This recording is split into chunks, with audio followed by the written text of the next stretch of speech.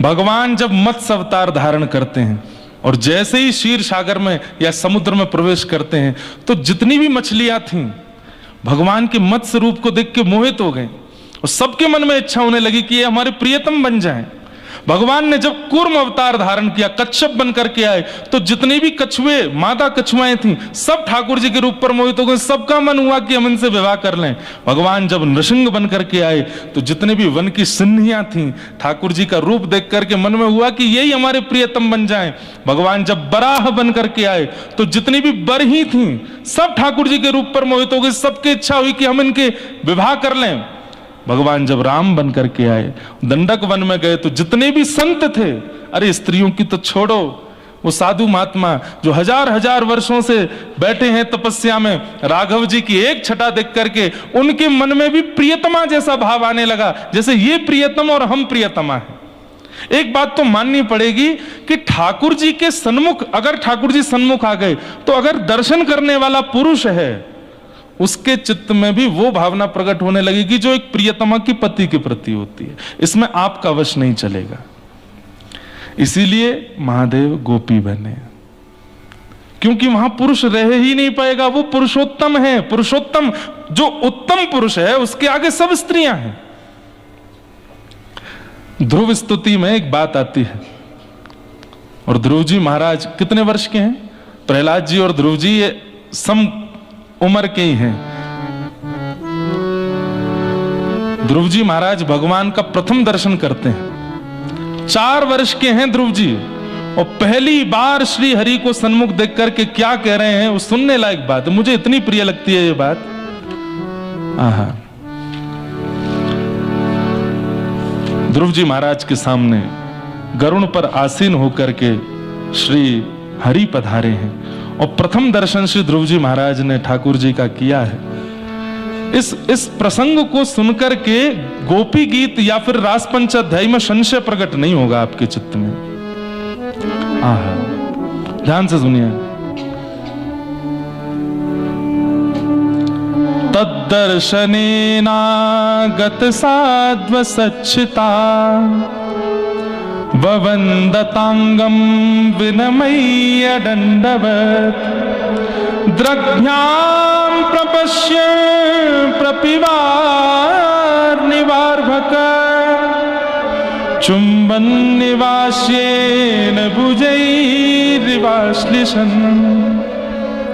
4 वर्ष के ध्रुव जी, 4 वर्ष का कोई बालक है यहाँ पे? नहीं होगा। 4 वर्ष के बालक को एक बार देखना कैसा लगता है। वो ना ज्यादा सुधरा हुआ ना ज्यादा बालवत, बिल्कुल सामान्य सा है। अभी स्वयं से चलना भी नहीं जानता, ठीक ठीक है।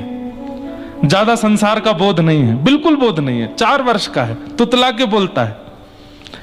वो 4 वर्ष के ध्रुव जी के सामने भगवान खड़े हैं, और ध्रुव जी क्या कह रहे हैं? पहले तो देखते रहे, पता ही नहीं है कि दंडवत करना होता है। तो फिर गरुण जी ने कहा प्रणाम करो, भगवान आए हैं। तो ध्रुव जी महाराज दंडवत करते हैं। तब गरुण जी बोले इतनी देर हो गई, तुम क्या देख रहे हो? तो ध्रुव जी गरुण जी को बता रहे हैं, ठाकुर जी को नहीं। बोले ये इतने प्यारे लग रहे हैं, मेरा मन हो रहा है कि मैं इनकी गोद में चढ़ के इनके गालों को खा जाऊं, इतने प्यारे लग रहे हैं। चुम्बन निवास्येन भुजैर्निवाश्लिषन्, मन होता है कि मैं इनके अंक को अपने अंग में ऐसे भर लूं और भर के इनके गाल पर चुम्बन कर लूं। 4 वर्ष का बालक ठाकुर जी को देख करके ये भावना रखता है। वो मत्स्य बनते हैं तो मछलियां मोहित हो जाती हैं, वो कूर्म बनते हैं तो कछुआ, मादा कछुआ मोहित हो जाती हैं, वो बराह बन के आते हैं तो बरही मोहित हो जाती हैं, वो नृसिंह बन करके आते हैं तो सिंहनियां मोहित हो जाती हैं। जब वे राम बन करके आते हैं तो दंडक वन में हजारों वर्षों से तपस्या में बैठे हुए, कंचन कामनी से कोसों दूर, वे सब संत जन भी राघव जी की छटा को देख करके उनके प्रति प्रियतम का भाव रखने लगते हैं।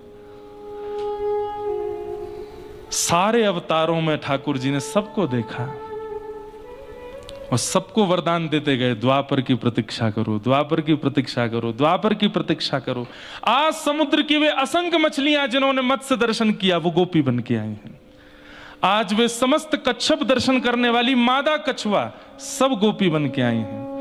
वे दंडक वन के सभी संत जो राघव जी को प्रियतम मान रहे हैं वे सब गोपी बन के आए हैं। अरे कहां तक कहें, वेद, वेद तो शब्द है, वेद के तो अंग नहीं होते, वेद का तो रूप नहीं होता, वेद तो केवल शब्द बन करके प्रकाश आकाश में भ्रमण करता रहता है। वो वेद तक ठाकुर जी के रूप पर मोहित हो जाता है। आज वो वेद की ऋचाएं भी गोपी बन करके आई हैं। तो श्रुति रूपा, स्मृति रूपा, भगवत रूपा, साधन सिद्धा सब गोपियां हैं व्रज की। आप उन पर संशय नहीं कर सकते। ये एक जन्मों की प्राप्ति नहीं है रास में, ये अनेक जन्मों की प्रतीक्षा है कि आज ठाकुर जी मिले हैं। भगवत दर्शन का फल क्या है? मुक्ति। वो सारी मछलियां मुक्त होकर गोपी बन के आई हैं, सारी कच्छपियां मुक्त होकर के गोपी बन के आई हैं, नृसिंह दर्शन करके सिंहनियां आज गोपी बन के आई हैं। और मैं अगर ये बात कह रहा हूं कि कच्छप रूप पर केवल कच्छपियां ही मोहित हो रही हैं तो भी मैं गलत हूं। जलचर जितने जीव हैं सब मोहित हो रहे हैं ठाकुर जी पर। इतने सुंदर हैं हमारे श्याम सुंदर। कहते कहते कभी कभी मन भर आता है, कितने सुंदर होंगे वे, जो सब मोहित हो जाते हैं उन पे। आज वे सब गोपियां बन करके आई हैं और उन सबको ठाकुर जी ने आज्ञा दी थी कि मैं मिलूंगा। कब मिलोगे? बोले शरद पूर्णिमा की रात्रि को। शरद की रात्रि को? अच्छा। अब यहां एक बड़ी गुप्त कथा है, सुनो।